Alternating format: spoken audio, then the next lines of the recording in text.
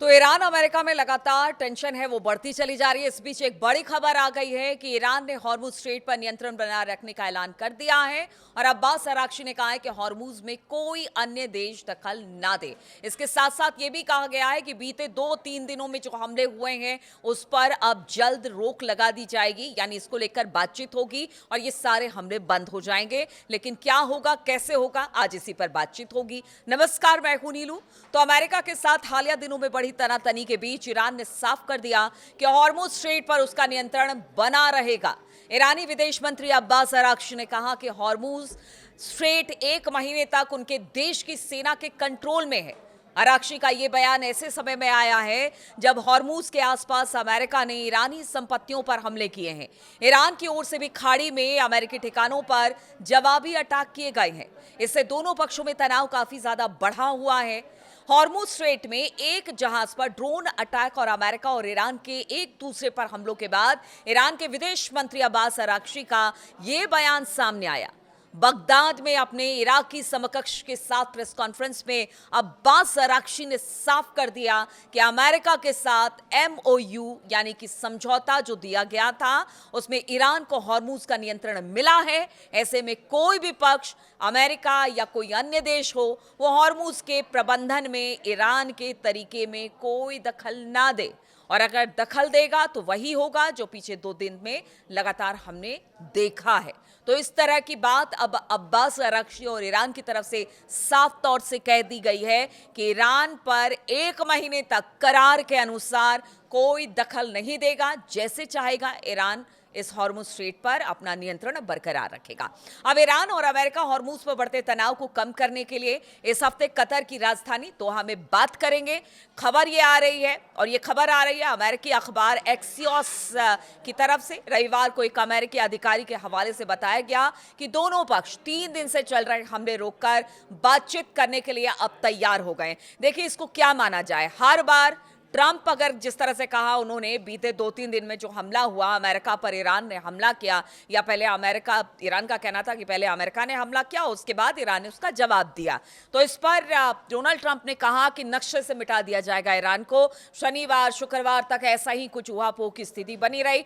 आज सुबह सुबह जैसे ही खबर ये आई कि अब दोनों पक्ष बैठेंगे, बातचीत होगा, जो हमला हो रहा है वो हमला नहीं होगा। मंगलवार को कतर की राजधानी दोहा में उनके मिलने की उम्मीद, दोनों तरफ के जो अधिकारी हैं या नेता हैं उनके मिलने की उम्मीद है, और बताया जा रहा है कि जो हॉर्मुज स्ट्रेट है उस पर विवाद को सुलझाया जाएगा। इस तरह की बात हो रही है। अब बार बार हम देखते हैं कि शुक्रवार शनिवार तक ये होता है कि नक्शे से ईरान को मिटा दिया जाएगा।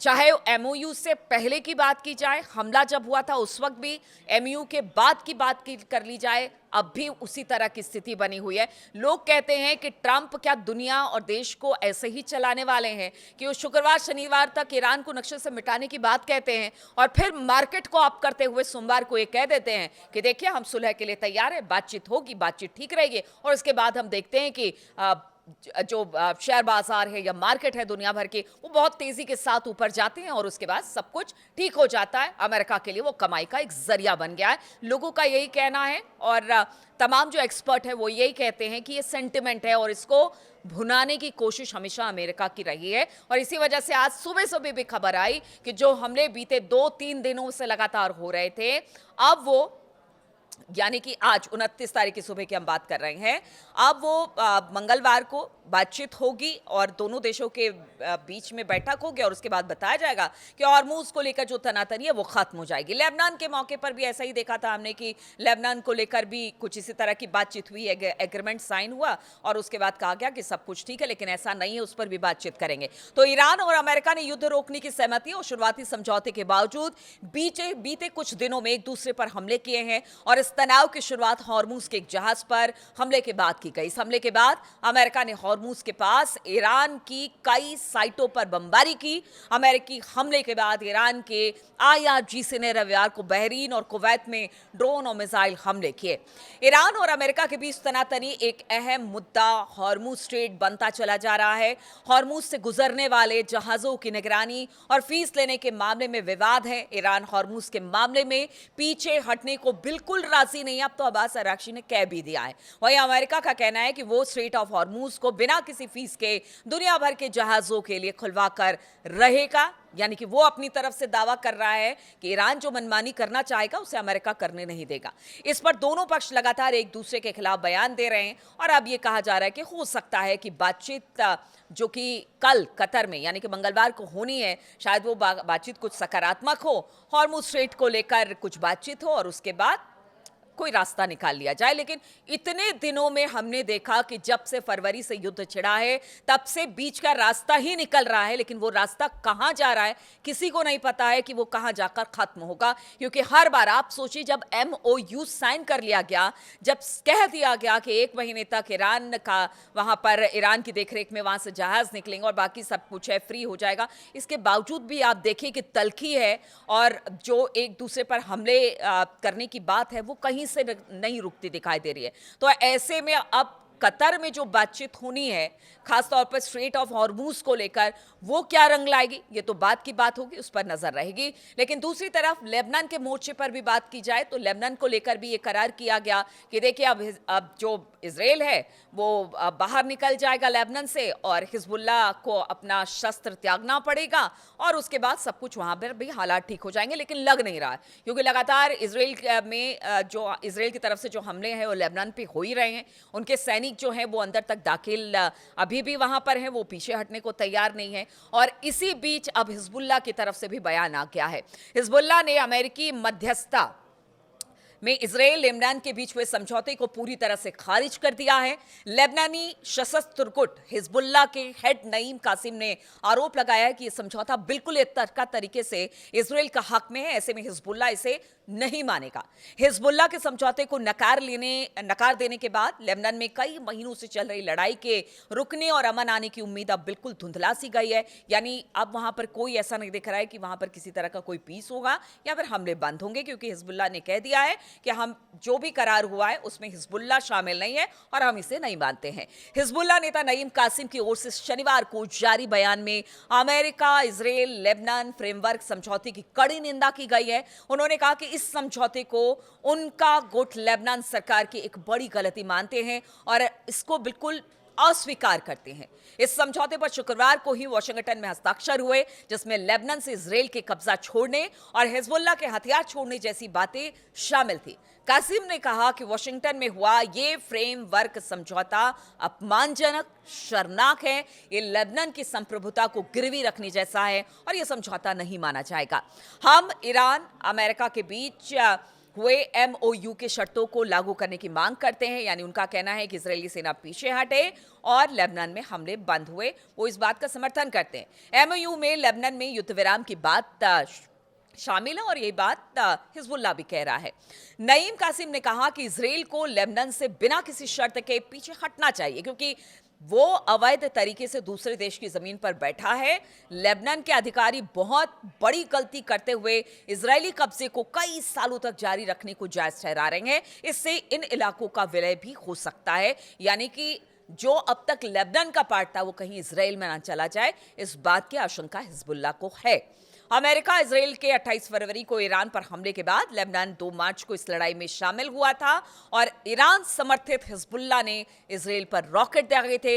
वहीं इजराइल ने लगातार लेबनान में हमले किए हैं, जिससे हजारों लोगों की जान चली गई है। इजरायली सेना ने लेबनान के बड़े इलाके पर कब्जा जमा रखा है और इमारतों को ढाया भी है और लगातार यहां पर हमले हो भी रहे। ईरान ने लगातार ये कोशिश की कि अमेरिका के साथ जो शांति समझौता हुआ उसमें लेबनान को भी शामिल किया जाए। दोनों देशों के MOU में लेबनान में सीजफायर की बात कही गई। हालांकि इजराइल ने बार बार लेबनान पर हमले करते हुए समझौते को मुश्किल में डाला और उसका कहना था कि देखिए जो भी समझौता हुआ है वो ईरान अमेरिका के बीच हुआ है, लेबनान पर इजराइल हमला जारी रहेगा। लेकिन बाद में कहा गया कि नहीं ठीक है, इजराइल के साथ हिजबुल्लाह का समझौता हो गया, अब कोई हमला नहीं होगा। इजराइल के लेबनान में हमले हालिया दिनों में लगातार इस वक्त भी जारी हैं। अमेरिकी विदेश मंत्री मार्को रूबियो ने इजराइल और लेबनान के राजदूतों के साथ एक फ्रेमवर्क फ्रेमवर्क समझौते की घोषणा की। अमेरिकी विदेश विभाग ने बताया कि ये फ्रेमवर्क हिजबुल्लाह को खत्म करने और लेबनान को ये इलाका वापस दिलाने की प्रक्रिया तय करेगा, जिस पर इजरायली सेना का कब्जा है। अब शुक्रवार को इस समझौते पर वाशिंगटन में रूबियो की मौजूदगी में अमेरिका में इसराइल के राजदूत